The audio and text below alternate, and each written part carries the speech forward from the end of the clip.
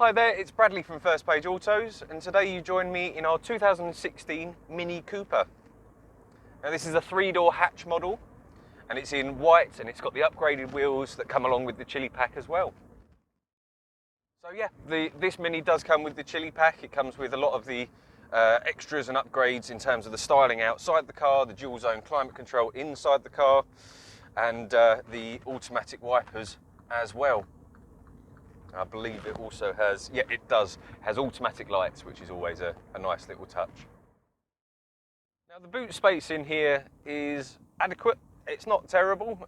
It's smaller than a Golf. It's about 260 litres from memory with the seats up.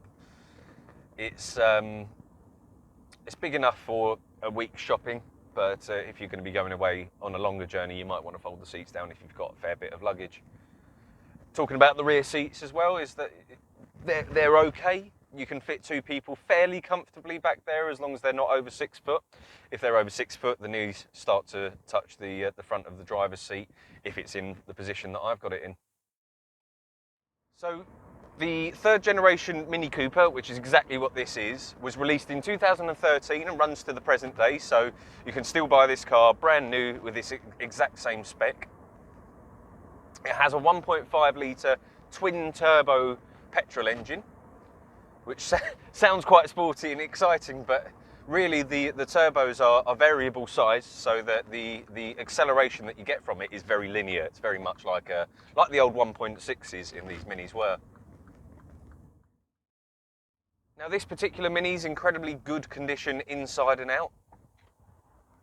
There's a tiniest little scuff, about yay big, on the rear plastic of the car, but it's ever so minor. And it does come with full Mini history and only just over 21,000 miles on the clock as well, so it's really not done that many miles in its life. So this is the automatic model of the Mini Cooper. It's a 6-speed and it's a ZF gearbox, so it's the same as BMWs use in all of their models. It's incredibly smooth, you really can't notice the gear changes at all. And yeah, it does well with this little engine as well, because it keeps the performance going because it changes the gears so quickly. Now these 3rd generation Minis, they look a lot larger and they actually feel quite a lot larger than the very first BMW Minis that were released in, I believe it was 2004, maybe 2005, don't hold me to that. But yeah, they do feel a lot bigger inside. There's a lot more cubby holes and space than you used to get in the older Minis. But they're only about 29 millimeters longer in terms of wheelbase, so there's not much in it at all. It's still quite a sporty ride. It's not luxurious and soft and pillowy, definitely not, but it's not so hard that it will shake your teeth out. Because this Mini is a BMW product, you get BMW build quality with it, and the BMW sort of drivability of it as well. It's incredibly well sorted and drives very, very nicely. The problem with it being a BMW product though is that they're quite stingy sometimes in terms of the additional extras that you can actually get on the car. So this does have the chili pack, which in itself is about a £1,300 option when the car was brand new. So that comes with the dual zone climate controls, you've got your keyless entry, you've got your automatic wipers, automatic lights, as I've said before. Let's try a little bit of an acceleration test. So doing 15 miles an hour, put my foot down. 30, 40, that's 50, and that's 60. So it's not bad at all really for a 1.5. The seats in this car are very comfortable. They're not sports bucket seats by any means, but they've got enough bolstering round your sides to hold you in if you are going to be getting a bit more of a move on in the corners. They are cloth, which sometimes is seen as a bit of a lesser trim, but in my mind, on cold mornings like this one, it's actually probably a better option. You haven't got a completely freezing seat when you get in.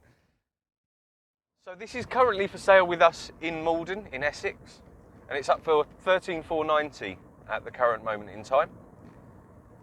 And in terms of the market of this car, it is over £500 under the market value. It's, as I said before, very, very good condition. It's got great service history with it. And to top it all off, it drives incredibly well and like a brand new car. So on this model, you don't get the big centre screen here where the old speedometer used to be, but you do have a smaller radio screen. You've got Bluetooth still, you've got DAB digital radio still. The only thing that it doesn't really have is that navigation.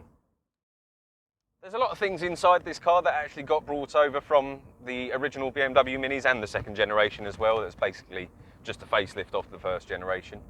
So you've got your mood lighting up here, so you can change it from teal to red to purple, whatever you'd like it to be really. So that's always a nice touch, and that corresponds with lighting in the door cards themselves and down here in the centre console. In addition to the optional extras that this comes with from the factory, it just has some regular standard features on every single Mini.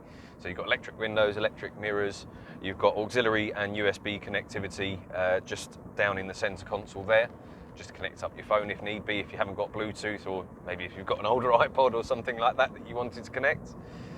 Other than that, you've got a little charge port down there in terms of an old 12-volt style cigarette lighter. You've got a couple of cup holders. And yeah, that's about it. They're quite simple cars in a way, but they're simple cars in a well-built, robust, fun to drive way. Now, the third generation Mini is the first generation of Mini to come with 5 doors, as well as this 3-door model. So I think if you're looking at this car, then you may well be looking at some similar alternatives, such as a BMW 1 Series, maybe even a Volkswagen Golf of a higher end specification. And I think that it stacks up against those two incredibly well. I don't think that it's necessarily better than those two, but it definitely matches them in terms of quality and refinement and the performance level as well. In fact, it probably beats the Golf and maybe even the similarly priced BMW for performance, just because of that 1.5 twin turbo engine.